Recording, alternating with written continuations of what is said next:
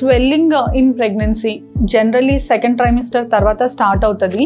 Because uterus పెరగడం వలన ఆ యుట్రస్ ప్రెషర్ అనేది అయోటా అనే ఒక వెజల్ ఉంటుంది, ఆ వెజల్ మీద పడడం తోటి బ్లడ్ సప్లై అనేది లోవర్ ఎక్స్ట్రీమిటీస్ కి అంటే కాళ్ళకి బ్లడ్ సప్లై కొంచెం తగ్గడం వలన అక్కడ నీరు చేరి ఎడిమా లాగా ఫామ్ అయ్యి అది స్వెల్లింగ్ లాగా ఉంటుంది.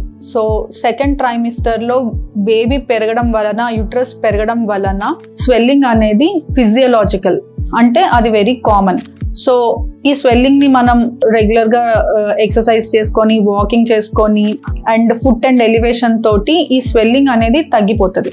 తగ్గని ఈ స్వెల్లింగ్ పీడల్ ఎడిమా తగ్గని కండిషన్ ఏంటి అంటే hyper tension. In case mother కి బీపీ అనేది వెరీ హైగా ఉంటే ఈ ఫిజియోలాజికల్ దల్లా ప్యాథలాజికల్ ఎడిమా అవుతుంది. ఆ ఎడిమా తగ్గకపోవచ్చు, ఇంకా డేస్ గడుస్తున్న కొద్దీ ఆ ఎడిమా వర్సన్ అవుతుంది.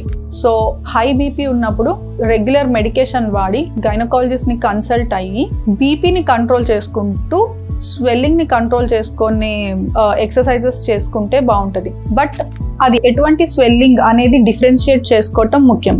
Physiological swelling is very common ప్రెగ్నెన్సీలో. ప్యాథలాజికల్ స్వెల్లింగ్ హైపర్ టెన్షన్ వచ్చిన స్వెల్లింగ్ని ఐడెంటిఫై చేసుకొని రెగ్యులర్గా బీపీ మానిటరింగ్ చేసుకొని దానికి తగ్గట్టు మెడిసిన్ వాడుకొని గైనకాలజిస్ట్ని కలిసి హెల్దీ ప్రెగ్నెన్సీ కోసం ప్లాన్ చేసుకోవాలి. But normal swelling is very common in pregnancy.